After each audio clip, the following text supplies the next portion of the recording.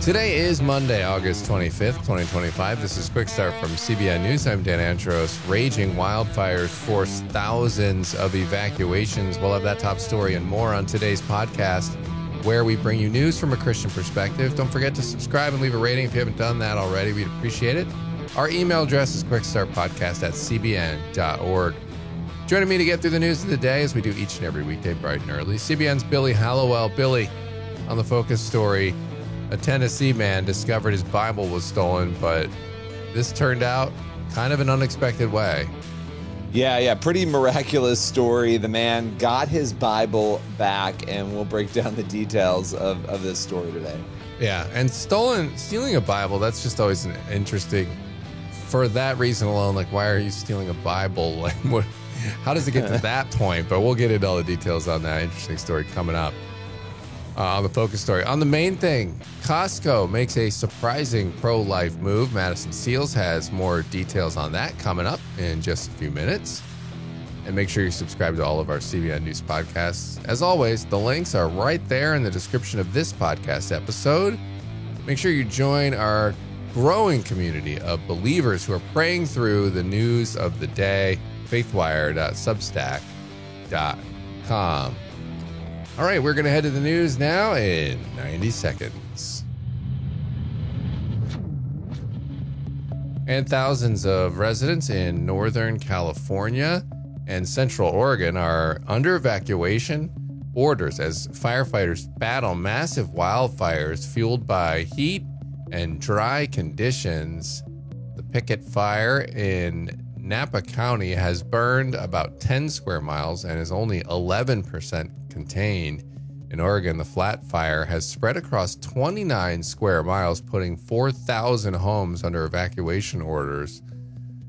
1,000 of those were told to leave immediately, and some homes have already been lost. Crews are contending with triple-digit heat, steep terrain, and low humidity. Officials warn that thunderstorms could spark new flare-ups or push flames into unpredictable directions. And a billionaire heiress and her former best friend are locked in a bitter court battle after trusting psychics with their financial decisions. And they lost a staggering $80 million in crypto.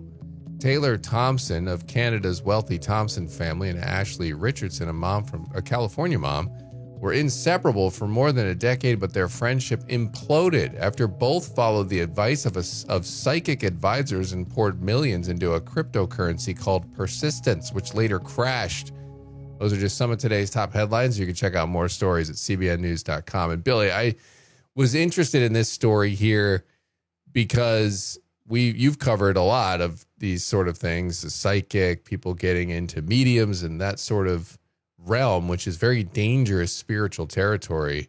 And you just look at what people are willing to do. And here's somebody who's got a family that's a extremely wealthy family, and you would think you wouldn't have to worry about things like this, right? Wouldn't have to worry about the money right now.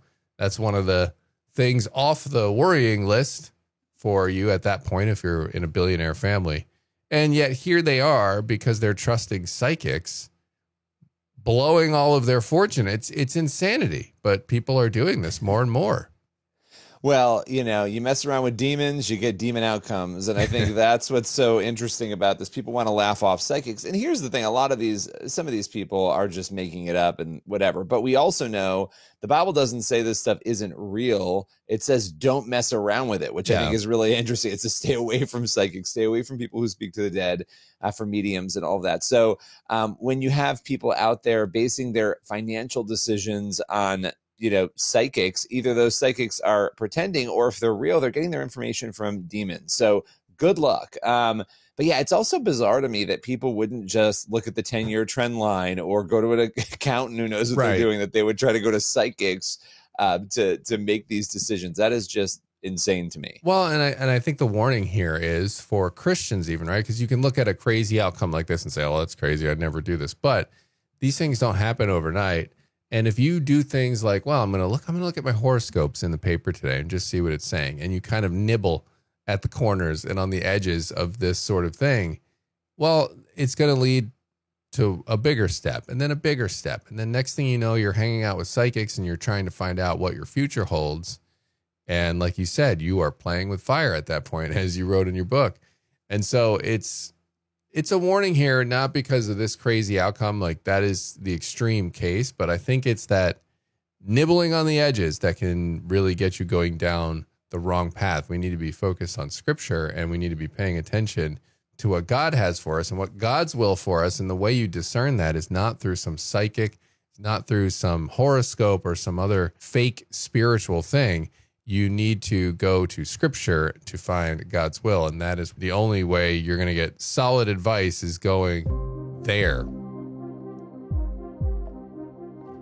All right, we're going to head to the focus story now. And as we mentioned there at the top of the podcast, a Tennessee man had his Bible stolen. Tell me about what he did from there. Yeah, okay, this is interesting. So Matt Williams, he spoke out to local media about this. He said he was stunned to learn that his personal Bible was taken from his vehicle. He said, I went around to look and it wasn't there. And I was like, oh no, surely they didn't take the Bible of all things. But, obviously, what's interesting about this, that Bible wasn't just a Bible. It was a Bible, but it had all of his family photos, his memories tucked in it. So it was a really special book, obviously, to him. And he had all of his memories in there. So he said he turned to prayer, which I think is amazing. And, a lot of times we panic and we don't turn to prayer. He said, I said a quick prayer recounting what he told God. He said, Lord, it breaks my heart. I got a lot of stuff in there that means a lot to me, and I'd like to get it back, but not my will, but yours, like you always say. And again, it had photos and all of that. So that prayer ended up paying off. How did he eventually get reunited with the Bible? All right, so this is interesting. The person who took the Bible from his car reportedly went and stole another vehicle. And so the vehicle that was stolen was recovered, and inside. So this person took his Bible, didn't take his car, didn't take William's car, ran off, took another car. That car was recovered. In that car, the Bible was on the passenger seat. So Williams's Bible was on the passenger seat of the car that was stolen, next to another Bible, the Bible of the owner of that car. So all these people have Bibles in their car, which I love. Now, what ends up happening is the mother of the woman whose car was stolen, she goes onto social media and takes a picture of this Bible and says, does anybody know whose Bible this is, right? It was found in my daughter's car that was stolen. William somehow sees this post on social media, and he is reunited with his Bible. And so it's just pretty amazing because he turned to prayer. He said that prayer, and this may seem like a simple thing, but man, that prayer was answered. Yeah, that's pretty wild that he was able to see the post that way and just make it all come together. But what biblical lesson do you think this kind of brings to mind when you're looking at a story like this?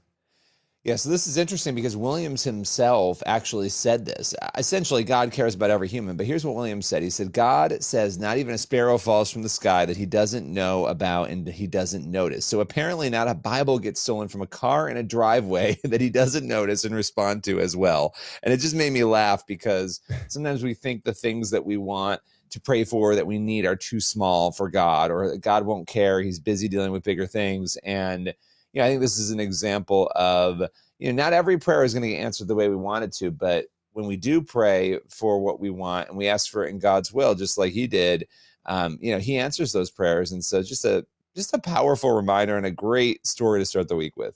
Yeah. And it's interesting too. And I never thought of maybe even just leaving a Bible in the car, because you never know what someone's going to think, right? If they do end up stealing your car.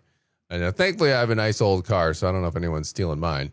But even so, right? Somebody comes in there and they come across scripture.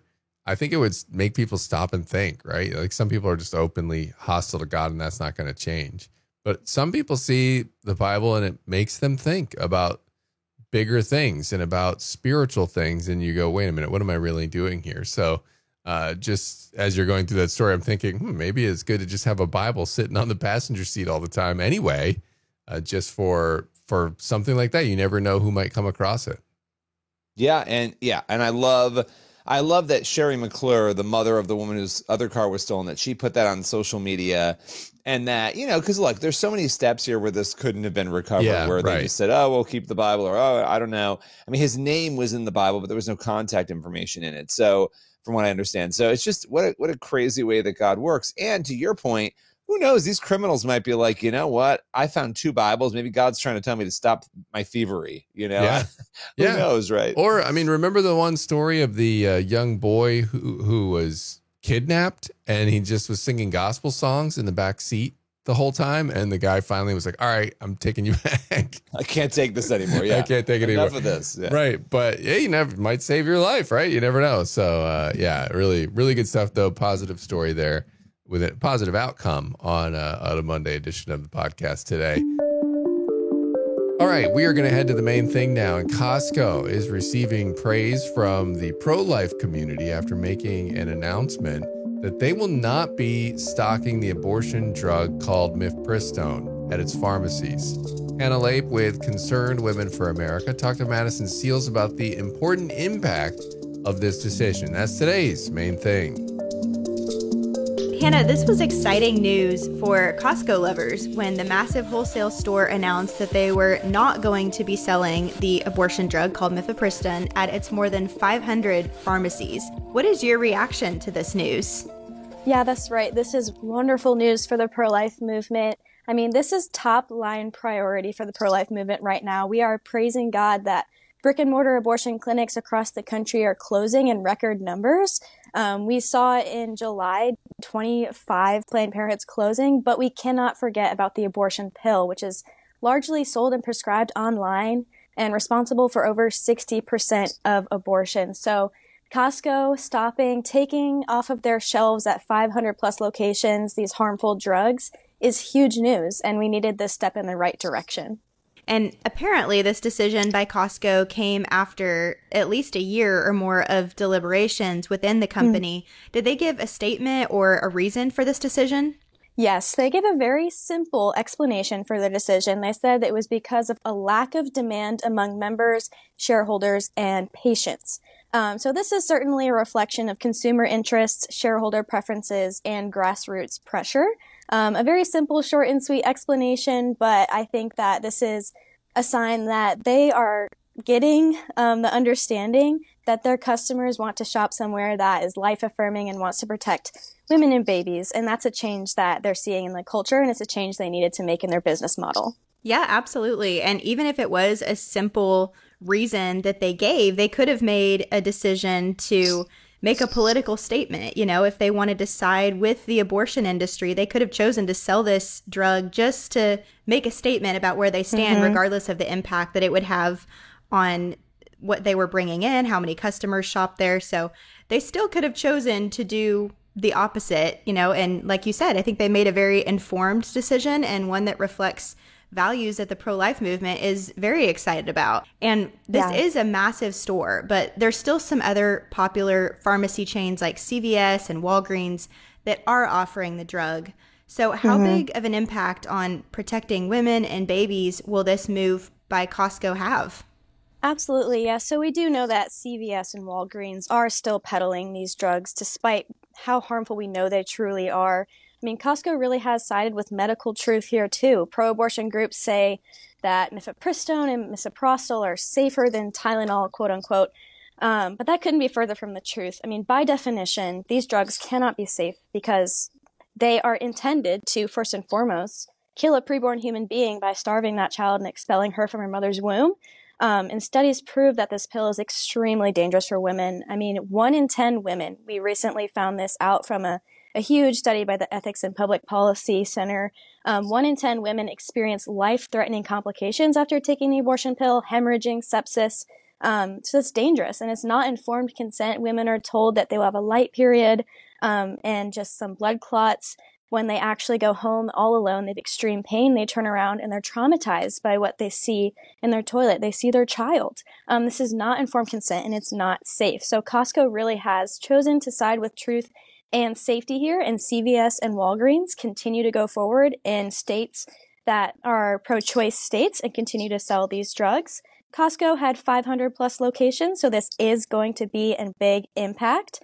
This will protect women from that lack of informed consent from these unsafe drugs. Because the problem also that we do see with a lack of informed consent and because all of these brick and mortar abortion clinics are closing, a lot of that traffic is moving to telemedicine services. So women are calling doctors online or ordering these pills online. And so they're not getting screened. They're not getting an ultrasound. And that means that if they are farther along than 10 weeks, if they have an ectopic pregnancy, if they have underlying risks, those will not be caught. And when they go into their pharmacy and they get that drug, they will be even more likely to experience a life-threatening situation. So this is the impact for moms that we're talking about. Obviously, this is going to save unborn lives, but we're going to see moms getting real care from doctors because they do not deserve to be given this second-rate care where they just go online and they get a pill, go to a pharmacy, and they really aren't told what to expect, and they experience a life-threatening disease. So I'm really hoping that CVS and Walgreens and other pharmacies can look to Costco as an example to see that customers want to shop somewhere that has their best interests in line medically. But this is such a big puzzle. Pharmacies are a small piece of that puzzle, but this really is something to celebrate. Yeah, absolutely. And this decision or announcement by Costco is almost a year after the Supreme Court decided to not broadly restrict access to the abortion pill, which effectively preserved access to the drug across the country. So would you say that this fight over abortion pill access has shifted more from courtrooms to company boardrooms? And if so, what kind of impact has that had? Yeah, to answer your question overall, I would say no. I don't think that this fight is over in courtrooms and the policy space. You are right. Last year in that court case that you're referencing, we saw a unanimous decision from the Supreme Court that there was no standing to sue the FDA to change the classification of mifepristone. But that doesn't mean that we lost. That just means the next time that we sue, we're going to have a more airtight case and that we're going to have standing to sue.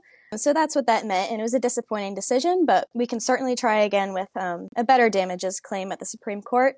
But the fight is not over. And even last week, we saw here in Washington, D.C., some pro-life senators making moves on this. We saw Senators Daines, Blackburn, and Banks send a letter to the FDA urging the administration to reevaluate mifeprex and its drug classification based on that study that I mentioned, that 1 in 10 women experience life-complicating treatment situations going to the emergency room after taking the abortion pill.